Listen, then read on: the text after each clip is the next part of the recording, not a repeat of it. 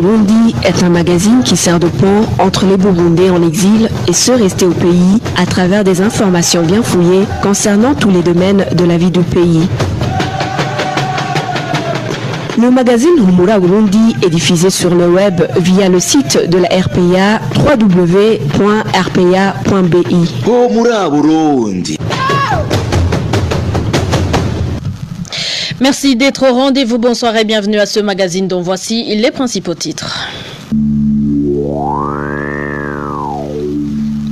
Assassinat la nuit dernière d'un militaire à Bubanza. Il a été fusillé par un policier. Risque de rupture de stock des médicaments à l'hôpital Prince-Régent-Charles. Le personnel accuse la direction de l'hôpital de s'en soucier moins. Et enfin, l'économie burundaise jugée aujourd'hui agonisante par la Parsem. L'organisation interpelle Gitega à demander de l'aide extérieure pour sortir de la situation alarmante. Ineska qui est avec vous pour la présentation. Côté technique, c'est ingénieur et J.D. Mouemelo. Tout de suite, le développement de ces titres.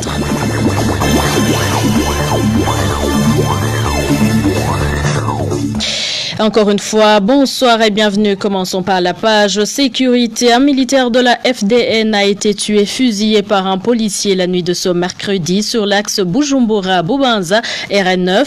Les circonstances de ce crime présentent des zones d'ombre, comme nous le rapporte Emmanuel Niyongeko.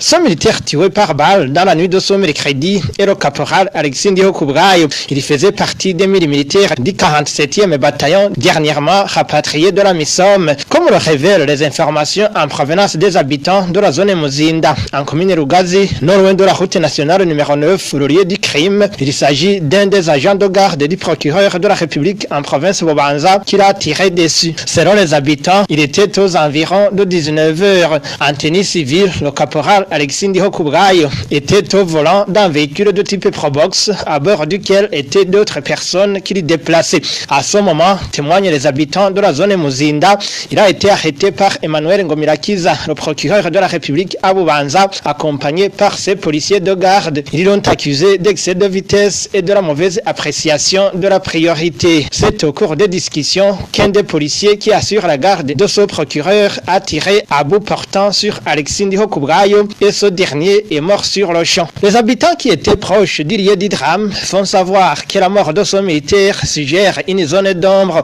La police burundaise, elle, accuse la victime d'avoir insulté le procureur de la République de la province Bubanza, encore plus de vouloir désarmer un des policiers de sa garde. Pierre Moulikiye, porte-parole du corps de sécurité, dédouane ce crime par une légitime défense. Merci. La soirée de ce mardi entre 20h et 21h. Ils sont tous de la zone 13. Nos sources au Kondo Nyarugusu indiquent qu'on a tiré sur ces personnes lorsqu'ils allaient pêcher dans la rivière de Makere. En cours de route, ils ont rencontré des policiers en patrouille. Ces derniers les ont tirés dessus sans les identifier, poursuivent ces sources. Après avoir constaté qu'ils étaient grièvement blessés, ces policiers ont appelé l'ambulance de la zone 8 pour les évacuer vers l'hôpital où ils bénéficient des soins depuis mardi. Certains réfugiés du Kondo Nyarugusu indique que pour le moment, les policiers chargés de sécurité tentent de dissimuler ce forfait en évoquant la piste d'une attaque par des bandits. Ils veulent aussi charger l'un des réfugiés, ce qui est rejeté par les autres réfugiés. De son côté, l'un des responsables du camp de Nyarugusu indique que ce sont des bandits armés qui ont tiré sur les deux réfugiés. Dans la réunion de sécurité de ce jeudi, la police a rapporté qu'elle a arrêté deux parmi ces bandits. Merci à toi aussi Nadège. Il a causé après la transition. Nous poursuivons avec la série de reportages sur les infrastructures menacées par les rivières et ravins de la capitale Bujumbura. Humura Burundi. Les anciens bâtiments du lycée Kanyosha situés au quartier Kinanira de la zone Musaga du sud de la ville de Bujumbura sont menacés par le drain d'évacuation des eaux usées des quartiers de cette zone de la commune Muha, locaux en grande partie inoccupés depuis quelques années. Certains ont été déjà détruits par ce drain d'évacuation des eaux usées. La description c'est avec Balthazar Miburu.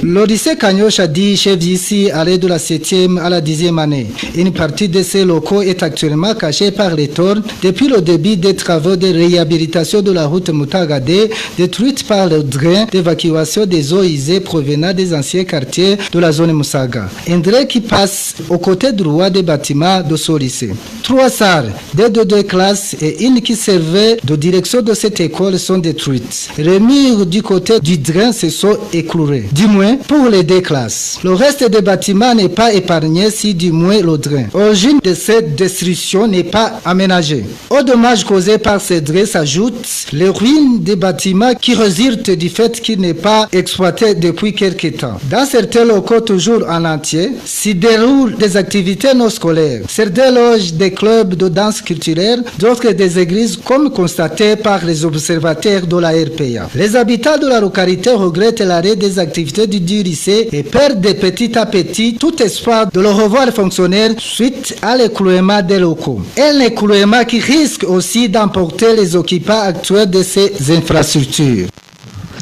Et page gouvernance, les militaires burundais membres de la Caisse d'épargne et de crédit pour l'autodéveloppement CICAD réclament leur épargne à la source. D'habitude, cette épargne leur est octroyée tous les 3 ans et leur permettrait de subvenir à leurs besoins. Emmanuel Daishimi. Ces militaires indiquent qu'ils étaient habitués à toucher cet argent tous les 3 ans. L'un d'eux nous révèle ce qu'il leur avait été promis pour les inciter à adhérer à cette caisse de crédit pour l'autodéveloppement.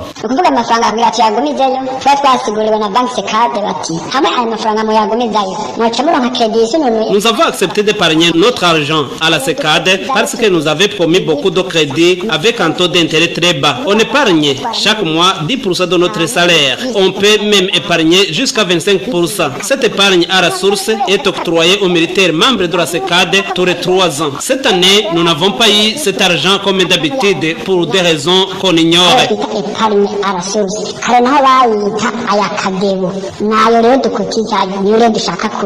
Pour ces militaires, les bénéfices qui leur avaient été promis seraient partagés entre les responsables de la CECAD et quelques hauts gradés du ministère de la Défense nationale. Ils demandent des éclaircissements sur le fonctionnement de cette caisse.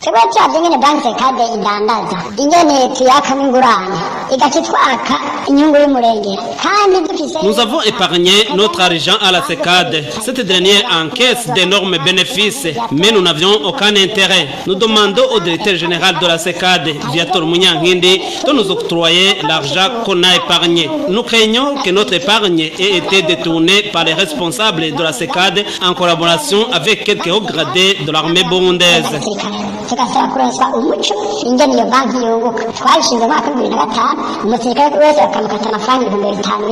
Ces militaires indiquent qu'ils sont contraints d'ouvrir des comptes à la CECAD et avant de partir en mission de maintien de la paix en Somalie, il faut nécessairement être membre de la CECAD. Nous avons essayé de contacter à ce propos Viator Munyangindi, le directeur de la CECAD, mais sans succès. Et je vous l'avais dit au début du magazine, l'hôpital Prince Jean-Charles risque la rupture de stock des médicaments et autres matériels nursing. Le personnel de cette institution sanitaire jette le tort à la direction de l'hôpital qui, au lieu de résoudre ce problème, investit dans des innovations non urgentes. Les fonctionnaires de cet hôpital demandent au ministère de la Santé publique de prendre des mesures nécessaires pour avant qu'il ne soit pas trop tard. Bon fils Nyongere.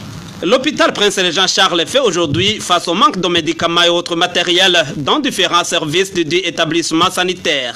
Révélation de certains fonctionnaires de cet hôpital qui indiquent que les fournisseurs de médicaments et autres matériels ne répondent plus favorablement à la demande de l'hôpital à cause des factures impayées. Ils font également savoir que la direction de l'hôpital, au lieu de payer ces factures, investit plus dans les innovations qui coûtent très cher. Ils donnent l'exemple d'un appareil de pointage de présence ainsi que les caméras de surveillance, des outils que vient de se doter cet hôpital et qui vont occasionner des dépenses de plus de 50 millions de francs burundais, des dépenses que le personnel juge non nécessaires compte tenu de la situation financière de cet établissement sanitaire qui est plutôt déficitaire. Les fonctionnaires de cet hôpital dénoncent aussi les vices de procédure dans l'octroi des marchés pour l'exécution de ces innovations. Ces dernières ne respectent pas les procédures de passation des marchés publics, une pratique qu'ils qualifient de trafic d'influence concurrence et de clientélisme dans l'octroi de ces marchés. Les fonctionnaires de l'hôpital Prince-Régent-Charles font savoir que le ministère de tutelle continue à faire sourde oreille alors qu'il a été informé de cette situation. Nous avons encore une fois tenté de joindre Dr Inès Roseline Ndouimana, directrice de cet hôpital, mais sans succès. Et parlant toujours santé, les malades de Gitega se lamentent des services rendus à l'hôpital de Gitega. La mauvaise qualité et la lenteur sont les principales caractéristiques de ces services. Parmi les services de l'hôpital, celui des urgences est le plus indexé. Le point c'est avec Innocent Valentin à Singilangabou. L'exemple donné par les habitants de Gitega est celui de vendredi dernier. Un policier dans un état critique a manqué une assistance médicale pendant les 5 heures passées à l'urgence. Ces habitants accusent les infirmiers du service et des urgences de manquer à leur devoir.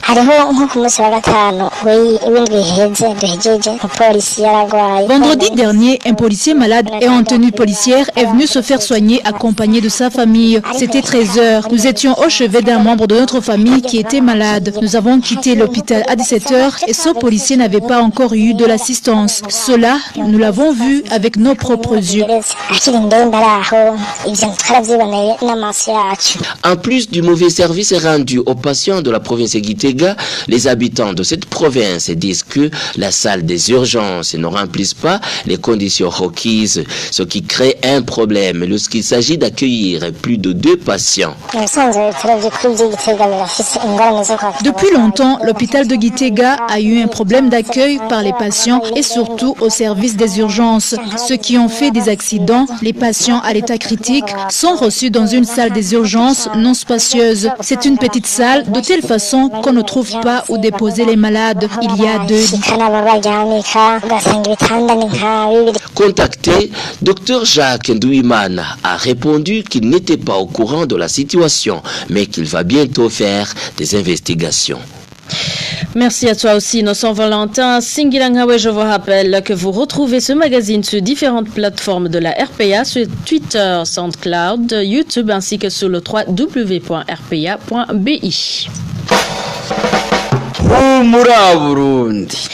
Le gouvernement du Burundi n'a toujours pas payé les frais d'hôtel à Libreville pour libérer les 5 boxeurs qui sont retenus dans cette ville gabonaise depuis 6 jours. Selon le président du comité d'organisation du championnat d'Afrique de boxe, dans lequel ces Burundais ont décroché 2 médailles de bronze, la situation n'a que trop duré malgré les promesses des autorités burundaises. Nguema Saloui et Raymond déplorent le fait qu'aujourd'hui, ces Burundais sont difficilement nourris et seulement une fois par jour. Selon lui, l'hôtel envisage déjà de mettre à la porte ses représentants du Burundi. Et économie sans transition, pénurie du carburant de type mazout en mairie de Bujumbura depuis presque une semaine et des conséquences commencent à se faire sentir. C'est notamment dans le secteur de transport en commun. Les usagers des bus passent de longues heures à attendre pour pouvoir entrer. Le point avec Vicky Chris Nineretse. Le mazout est une denrée rare dans la ville de Bujumbura. Là où nous sommes passés depuis les stations-service de la gare du Nord jusqu'aux stations-service de Nahangwa, en passant par le boulevard du 28 novembre, aucune station ne servait le carburant de ce type. Au centre-ville, les stations-service Kobil, Engen et bien d'autres ne servaient pas ce type de carburant et ne servaient que de l'essence. Les conséquences de la pénurie de ce carburant se font sentir déjà. Les premières victimes se comptent parmi les usagers du transport en commun. Au parking des bus empruntant la direction du nord de la capitale, les usagers du transport en commun font la queue depuis 15 heures. C'est le cas d'un parmi eux qui s'est confié à la RPA en ces termes. Je cite, « Hier j'ai fait la queue depuis 15 heures et j'ai eu le bus à 16h30 minutes. C'est très pénible. Il y a un soleil de plomb et certains font la queue, la faim au ventre. » Fin de citation. Les pompistes rencontrés sur certaines stations-service indiquent qu'ils ne savent pas quand le mazout sera encore disponible. Et parlant toujours économie, la population burundaise ne cesse d'augmenter alors que l'offre alimentaire reste déficitaire. C'est du moins ce qu'a constaté la Parsem. Faustin Ndikumana, président de cette organisation locale, interpelle le gouvernement du Burundi de mobiliser les financements extérieurs pour relever ce défi. Suivez plutôt Faustin Ndikumana, président de Parsem.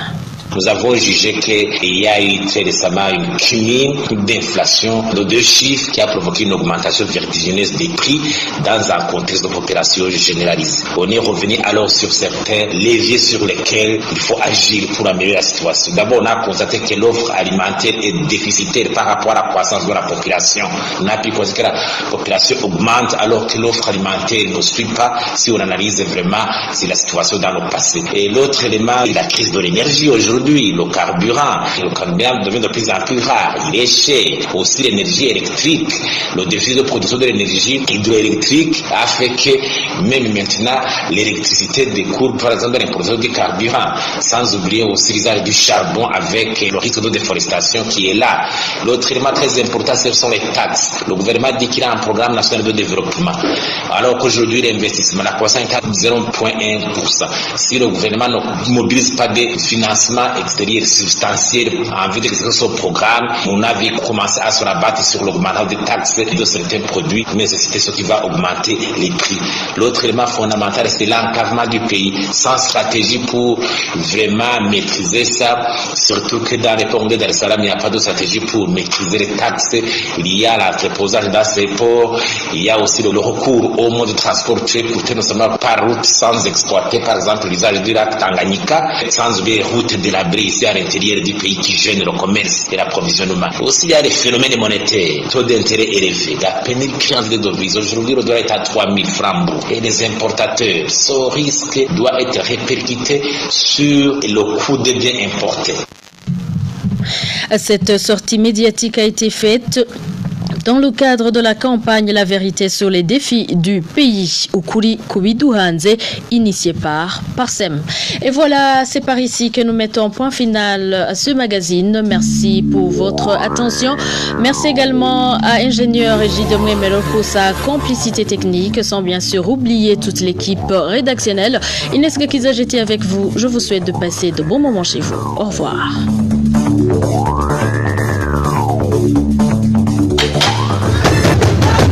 C'était le magazine Rumura Burundi. Un magazine comprend pour relier les Burundais en exil et ceux toujours au pays à travers une information de qualité.